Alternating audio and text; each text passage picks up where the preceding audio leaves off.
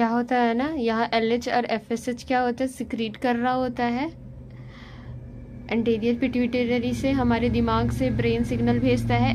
FSH GnRH hormone क्या भेजता है, एंटीरियर पिट्यूटरी का ही पार्ट है, वहाँ से LH हार्मोन और FSH हार्मोन सिक्रीट करता है।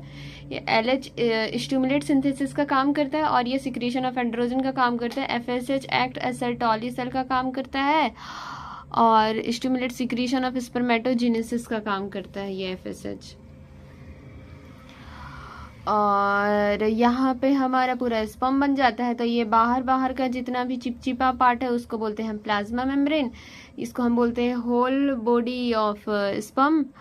और ये जो है हमारा एक्रोसोम है, ये कवर्ड कैप फिल एंजाइम, ये का कैप होता है ना, कैप की टोपी के जैसा होता है, यहाँ पे एंजाइम भरा पड़ा है और फर्टिलाइजेशन यही ओवम में जाता है, फर्टिलाइजेशन यही करता है, ठीक है, यही जिम्मेदार, यहीं पे का जिम्मेदारी होता है इसका, मतलब जाता है ओवम में।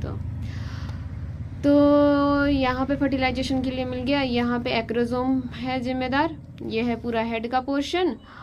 और ये जो है पूरा वो हैप्लॉइड है, न्यूक्लियस, ठीक है, होता है यहाँ न्यूक्लियस, हैप्लॉइड होते हैं। लेकिन यहाँ पे क्या होता है, सेमिनल प्लाज्मा, ये बाहर वाला प्लाज्मा ऑफ स्पर्म, ये पूरे स्पर्म क्या बनता है, सीमीन बनता है। और ये मेल सेक्स एक्सेसरी डक्ट है, इसमें क्या है, और मेल सेक्स एक्सेसरी डक्ट और ग्लैंड मिलके क्या बनता है, maintain by testicular hormone androgen, ठीक है। कौन इसको कर रहा है, एंड्रोजन क्या कर रहा है, मेंटेन कर रहा है।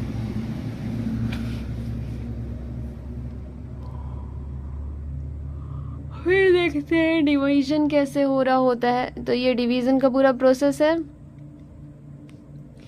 तो पहला प्रोसेस है स्पर्मेटोगोनिया। तो गोनिया में क्या होता है, यहाँ पे पहले से 46 chromosome immature male germ cell है ना, उसमें से या स्पर्मेटोगोनिया ही बोलते हैं ना, ये देखो यही है इमेच्योर मेल जर्म सेल या स्पर्मेटोगोनिया। तो यही स्पर्मेटोगोनिया, या हम बोले इमेच्योर मेल जर्म सेल कितना था, ये 46 था। तो 46 यहाँ पे और 46 कोई छोटा कोई बड़ा ऐसे डिवाइड, यहाँ पे क्या होता है, संख्या बढ़ते रहता है ना, यहाँ पे फिर ये क्या होता है, माइटोसिस होते रहता है यहाँ पे। तो जैसा है वैसा, मतलब सेम शक्ल के 46 आते रहते हैं क्रोमोसोम। तो ये होता है डिप्लॉइड, क्योंकि ज़्यादा नंबर है। अब यही जाके क्या करता है, एक बड़ा सा सेल, अच्छा सेल आता है यहाँ पे, फिर इसको हम बोलते हैं, एक अंदर आता है प्रोसेस में, कौन सा पॉइंट आता है, वो प्राइमरी स्पर्मेटोसाइट बोलते हैं। तो वो क्या होता है, 46 लेके आता है। तो ये 46 क्या करता है, हमारा प्राइमरी स्पर्मेटोसाइट मियोसिस 1 शुरू कर देता है, और ये 2n जो था 46 को हमको 2n बोलते हैं। तो ये क्या करता है, 46 अपना आधा आधा कर देता है। तो ये 23 क्रोमोसोम हो जाते हैं। तो क्या मतलब, क्या ये इसका मतलब क्या होता है, ये हाफ हो जाता है। तो ये हाफ हो गया। अब इसको क्या बोलेंगे हम, सेकेंडरी स्पर्मेटोसाइट। तो जब शुरू में जब हाफ हुआ तो हम इसको बोलते हैं सेकेंडरी स्पर्मेटोसाइट। यहाँ पे क्रोमोसोम नंबर हाफ हो जाता है, क्रोमोसोम नंबर हाफ हो गया, 23 हो गया। अब ये 23 का फिर डिवीजन होता है, ये अलग से 23 दो डिवाइड, मतलब हैप्लॉइड बनाता है, और ये अपना अपना हैप्लॉइड, मतलब यहाँ पे 4 हैप्लॉइड क्रोमोसोम बन गया ना।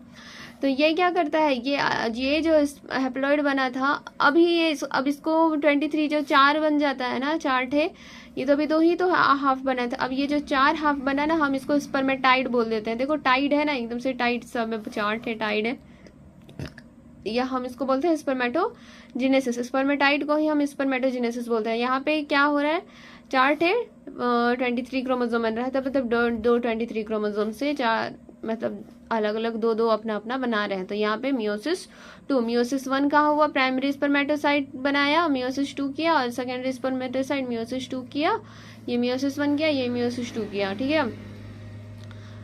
तो प्राइमरी स्पर्मेटोसाइट भी हम देखें ना 23 किया, और सेकेंडरी स्पर्मेटोसाइट भी अपना 2 23 को 4 23 कर दिया 2 में से। तो यहाँ पे फिर क्या आता है, स्पर्मेटोजोआ आता है। स्पर्मेटोजोआ क्या करता है, जो स्पर्मेटाइड में अभी जो स्पर्म का सिर्फ हेड बना था, इसको क्या बोलते हैं, ये अभी तो सिर्फ हेड बना है ऊपर वाला, अब बच गया टेल। टेल कैसे बनेगा, स्पर्मेटोजोआ लास्ट वाला प्रोसेस है, यहाँ स्पर्म पूरा टेल भी बन जाता है। तो हेड, ये इसको बोल देते हैं हेड ऊपर वाले को, फिर ये बीच वाले को माइटोकॉन्ड्रिया वाले को बोलते हैं मिड पीस, और ये नीचे वाले को टेल। तो ये पूरा कंप्लीट हो जाता है। तो 23 स्पर्मेटो जो है स्पर्म बन जाता है। ठीक है, फिर क्या होता है, यही वाला जो रहता है ना, ये अपना ऐसे करके आता है, और ये सर्टोली सेल के अंदर, मतलब किसके सर्टोली सेल कहाँ है, हमारा testicular lobule, seminiferous tubule, male germ cell वाला जो है ना, उसी के अंदर सर्टोली सेल था। तो यही बन जाता है ना, फिर ये सर्टोली सेल के अंदर अपना सर को घुसाता है, ताकि क्या हो, वो अपना नरिशमेंट, सर्टोली सेल ताकत देता है। कैसे ताकत देता है कि हमारा जो ब्रेन है ना, ब्रेन यहाँ से ना सिग्नल भेजता है। क्या सिग्नल, FSH को सिग्नल देता है, बोलता है FSH जाओ और इसको सिग्नल दो, इस सर्टोली सेल को, कि ताकि वो खाना दे सके, नरिशमेंट कर सके। नर्स सेल, इसी को हम बोलते हैं, नरिशमेंट तो प्रोवाइड करता है, और इसको हम नर्स सेल बोलते हैं। किसको, स्पर्म को वो ताकत देता है ताकि वो लंबे समय तक आगे जाके वो रहे।